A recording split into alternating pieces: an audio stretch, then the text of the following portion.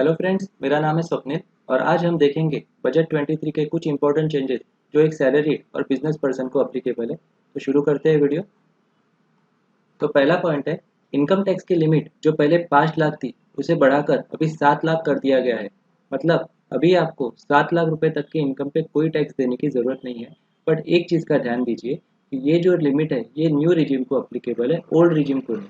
मतलब old regime आज भी आपका वैसे टैक्स असेस होगा जैसे पहले होता था, उसमें कोई चेंज नहीं किया गया है। तो जैसे आप स्क्रीन पे देख सकते हैं, हमने यहाँ पे न्यू रिजिम के 2 स्लैब शेयर किए हैं।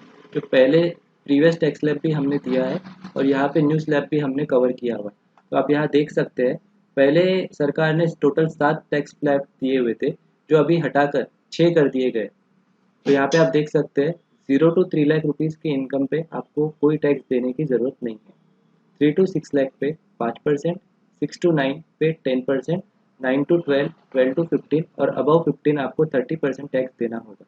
अब इसी चीज़ को हम एक एग्जांपल के थ्रू समझने की कोशिश करते हैं। तो जैसे कोई पर्सन है मिस्टर एक्स, जिनकी सालाना इनकम 4 लाख रुपए है, तो इनकी इनकम पे टैक्स कैसे कैलकुलेट होगा ये देखते हैं। तो पहले तो आप ये देखिए कि 4 लाख की जो इनकम है ये कौन से ब्रैकेट में कवर होती है। जैसे आप यहाँ देख सकते हैं, 3 to 6 लाख पे 5% टैक्स है, तो हमारा 4 लाख का इनकम भी इसी ब्रैकेट पे कवर हो जाएगा। तो ये 4 लाख में से पहले जो 3 लाख है उसके ऊपर हमें कोई टैक्स नहीं लगेगा, और जो बचा 1 लाख रुपए उस पर 5% के रेट से 5,000 रुपये हमें टैक्स देना होगा। तो टोटल टैक्स पेबल होता है हमारा 5,000 रुपये। लेकिन जैसे आप जानते हैं कि 7 लाख रुपए तक के कोई टैक्स देने की ज़रूरत नहीं है, तो हमें ये 5,000 रुपये का यहाँ पे रिबेट मिल जाएगा और हमारा नेट टैक्स पेबल होगा 0। इस पे एक चीज़ और आप ध्यान दीजिए कि हमने कोई भी सेस और एजुकेशन सेस कवर नहीं किया हुआ है, वो एज इट इज़ 4% का बरकरार रखा गया है। अब केस 2 में आप देखिए, उन्हीं पर्सन की इनकम समझ लीजिए 7 लाख रुपए होती है, तो 7 लाख की इनकम पे टैक्स कैसे कैलकुलेट होगा। अब जैसे आप देख सकते हैं, 7 लाख रुपए की इनकम हमारी 6 to 9 के ब्रैकेट में कवर होती है, मतलब 10% के। तो यहाँ कैलकुलेशन ऐसे होगा, जो पहले 3 लाख है उस पर कोई टैक्स नहीं लगेगा। जो बचे हुए 3 लाख है, 6 लाख माइनस 3 लाख, उस पर 5% के रेट से 15,000 रुपये। और जो बचा हुआ 1 लाख रुपए है, 7 लाख में से 6 लाख माइनस करके, उस पर 10,000 रुपीज़। तो टोटल टैक्स पेबल हो गया आपका 25,000 रुपये। बट आप जानते हैं कि 7 लाख रुपए तक की इनकम पे कोई टैक्स नहीं है, तो ये 25,000 का हमें रिबेट मिल जाएगा। तो हमारा नेट टैक्स पेबल हो जाएगा 0। अब केस 3 देखते हैं, किसी की इनकम सालाना 12 लाख रुपए होती है, तो उसके ऊपर टैक्स कैसे कैलकुलेट होगा। तो 12 लाख का जो स्लैब है वो हमारा 9 to 12 लाख के स्लैब में, मतलब 15% के स्लैब में कवर होता है।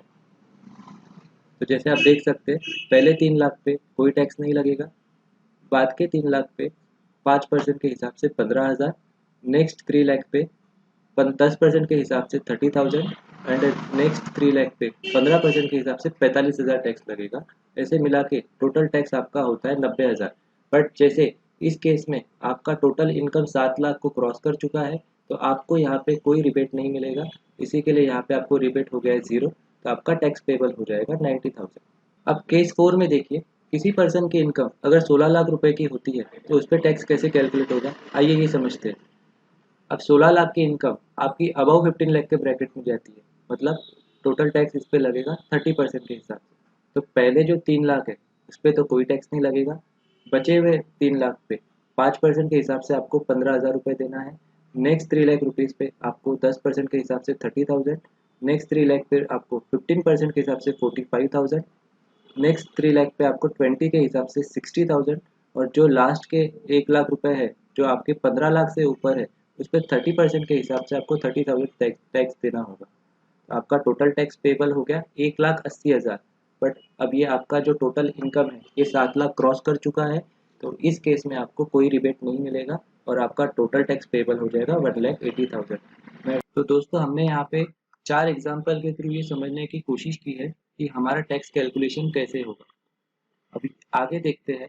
Standard deduction for pensioner and salaried person increase to 52,500।